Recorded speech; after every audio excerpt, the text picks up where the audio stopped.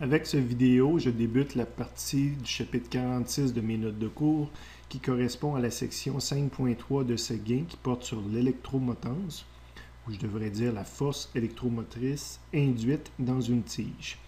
C'est une toute petite section de ce gain pour lequel on résout une seule situation et qui fait appel à une seule formule de physique. On va les voir dans le résumé.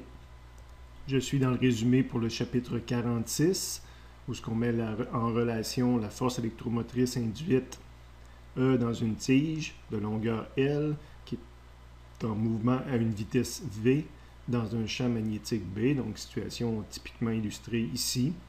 Et cette force électromotrice induite-là, c'est elle qu'il faut que je calcule, est égale à V fois B fois L. Formule qu'on a d'ailleurs déjà démontrée dans le chapitre 45, si j'ai bonne mémoire, à la première situation, on nous demandait de calculer, de démontrer ou de trouver cette formule-ci sans nous annoncer que ça allait être une formule officielle de physique. Et c'est tout ce qu'on retrouve dans la section 4.3 de Séguin. Si vous ouvrez l'aperçu à la page 440 de Séguin pour comparer, j'ai fait personnellement un petit ajout dans le bas de la page. La partie du milieu correspond à la section 5.4 de Séguin.